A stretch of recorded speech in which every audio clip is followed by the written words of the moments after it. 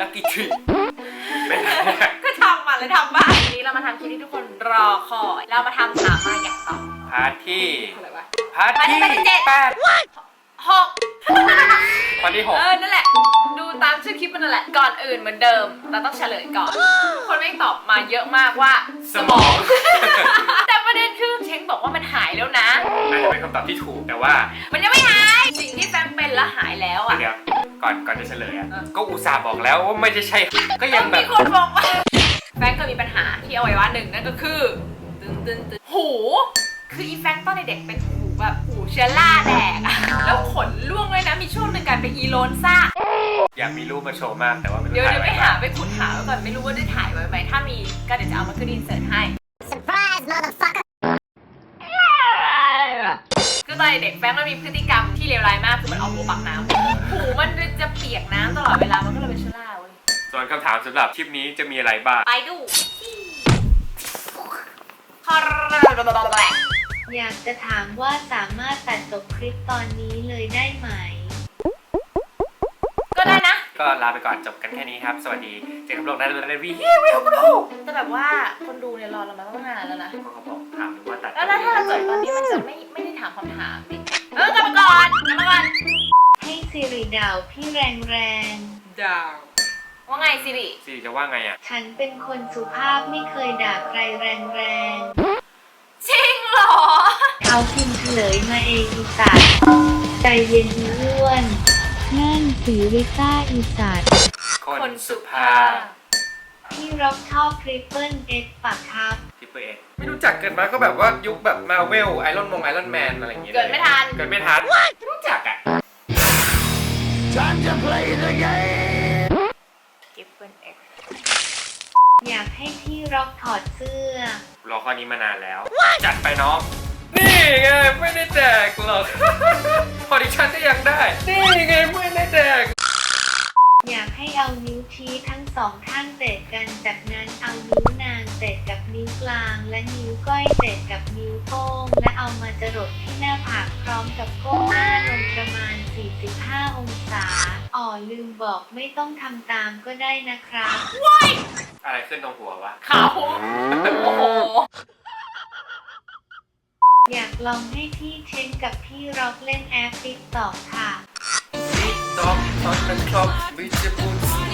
ให้มันเก่าแบบว่าหน้าจิ๊กเก่ากว่ากูอีกซาตินากลิ่นมาลัยมิสแกรนด์นราธิวาสมิสแกรนด์นราธิวาสLB saying go na na na go na na na go na na go na na na remix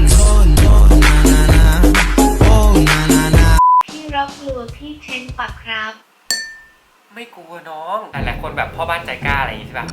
เรานี่ไม่มีอ่ะไม่เคยกลัวล็อกกวาดหน่อยกวาดบ้านไปแล้วครับล็อกถูด้วยดิมาแล้วครับน้ำยามาแล้วครับ ล็อกชักยุงอ่ะยุงเยอะไม่เคยกลัวบอกเลยหนูไปร้านอาหารมาหนูโดนด่าเฉลยหนูสั่งว่ากะเพราหมูสัตว์หมอกจางๆและควันผีอะไรอยู่ในบ้านตอบผีชายหมอกจางๆประเทศอะไรชอบทำให้เราเจ็บตัวเฉลยสะดุดอีกตรงระเบียงมันมีแต่ซาอุดิอาระเบียใช่หรอวะวัดอะไรซอมบี้เยอะที่สุดเฉลยวัดซียอเฮวันซียอเฮฮียอเฮซอสเผ็ดนี่ที่มาของมะม่วงจานได้คำถามนี้กอบต้องขอบคุณน้องคนนี้อยากให้พี่แจกโทรศัพท์รุ่นล่าสุดLimited Edition ในกล่อง 2D นะมึงเดี๋ยวเติมสีม่วงมากเลยนี่ My Phone XYZ ประเด็นคือทันทีที่เราคลิกปุ๊บมันจะกลายเป็นหน้าจอ4มิติเว้ยนี่หน้าจอ 4D สามารถทัชได้เหมือนจริงเหมือนรูปจริงๆเลย เข็มจิบหาย พี่ลอกพี่ล้างตื่นไหมคะ พี่ร็อกโรคจิตเปล่าครับ พี่ทำไมไม่เอาพี่ล็อตมาแต่งตัวเป็นหญิงอีกละค่ะ อยากให้พี่รกแต่งหน้าเป็นผู้หญิงค่ะ อยากให้พี่รถกินอีตกคันนี้ครับทำไงก็ได้ให้แฟรงค์ตบหน้าพี่ออฟ พี่ออฟ สวัสดีพี่ออฟ ไม่ได้ชื่อออฟไม่ได้ชื่อลบไม่ได้ชื่อล็อตไม่ได้ชื่อล็อบไม่ได้ชื่อรัด ออฟลองสัก เดี๋ยวของมึงก็มีเยอะกว่าอีก พี่อาชงสวยมากค่ะ พี่เชงพี่แชงพี่เซนพี่เลนพี่พิงค์กับพี่ร็อกเป็นแฟนกันใช่ไหม พี่พิงค์ว่าไงเอาใส่ชุดสีชมพูด้วยพี่พิงค์เอาเปลี่ยนชื่อแล้วแต่น้องสาวเอาพี่พิงค์พี่ออฟพี่พิงค์ สระเอชอช้างไม่โทงองูเชง รอเรือไม่แต่กูออ่างคอควายออฟไม่ใช่ออฟร็อก จะออฟ แต่แรนกลัวอะไรบ้างไหมคะ ถามหลายครั้งแล้วค่ะ เขาถามหลายครั้งแล้วเนี่ย อ่ะตอบแล้วค่ะตอบแล้วค่ะ อยากรู้ใช่ไหมว่าแฟรงค์มันกลัวอะไร สิ่งที่แฟรงค์ชอบสิ่งที่แฟรงค์กลัวหรือไม่ชอบ คือไดร์เป่าผม ไดร์เป่าผม แฟรงค์ไม่ชอบไดร์เป่าผม เดี๋ยวนะ นี่นะ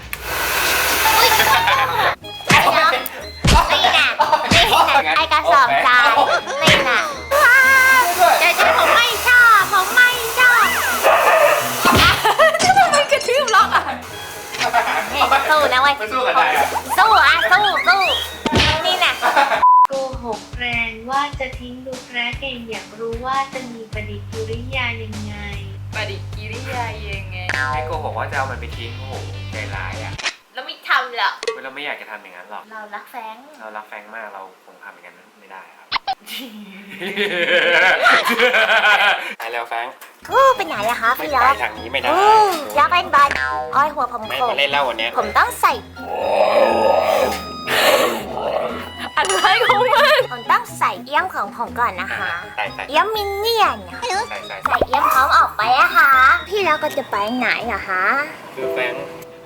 ไม่ไหวแล้วจริงๆวันเนี้ยถึงเวลาเราที่แบบ พี่ล็อกตรงนั้นมีหนูด้วยคะ เล่นไหนวะนี่เดี๋ยววันเนี้ยนะ พี่ล็อกหรือว่าโยนอะ แฟรงค์ฟังก่อน พี่ล็อกวันนี้อากาศดีมากเลยค่ะ แฟรงค์เดี๋ยววันเนี้ยพวกเราจะพาแฟรงค์ พี่ล็อกตรงนั้นมีหนอนชาเขียวเป็นของพี่ล็อกเล เฮ้ย ย อยู่ไหนวะเดี๋ยววันเนี้ยเราจะพาแฟรงค์ไป พี่ล็อกต้นไม้พี่ล็อกผมเห็นผู้คนด้วยค่ะสวัสดีค่ะทุกคน สวัสดีครับแฟรงค์อย่านอกเรื่อง ทุกคนกดกระดูกด้วยนะคะ กระดิ่ง ทุกคนอย่าลืมดมเป้า แฟรงค์เดี๋ยววันเนี้ยพาไปวัดแล้วนะ ไปทำไมอ่ะ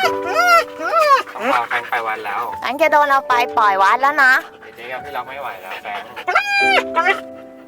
แบงค์ปล่อยวัดแล้วนะเฮ้ยอะไรคือปล่อยวัดอ่ะ แฟรงค์เดี๋ยวจะเอาไปปล่อยวัดแล้วนะแฟรงค์ อะไรคือปล่อยวัดอะคะ ไปปล่อยวัดแล้วเข้าใจไหมปล่อยวัดชอบทำลายข้าวของชอบผีผู้อีก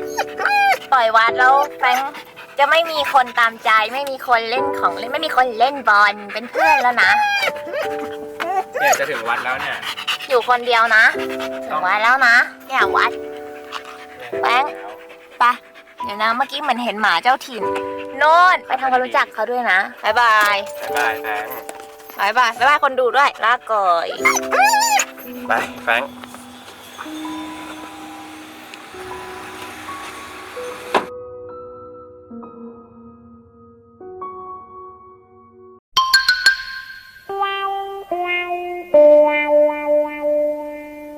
อ่ะเรียบร้อยไป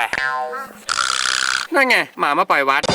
ใครบอกว่าจะปล่อยมึงเหรอแฟรงค์ปล่อยหมา เออ ปล่อยมึงได้ไงเรา ผมเอาหัวออกไปฮะ แล้วไงต่อ เอาเข้ามาไม่เป็นนะคะที่แล้ว แฟรงค์ มาถึงพาร์ทที่ทุกคนรอคอย ก็คือถามกลับ ครั้งนี้เป็นคำถามเกี่ยวกับแฟรงค์อีกแล้ว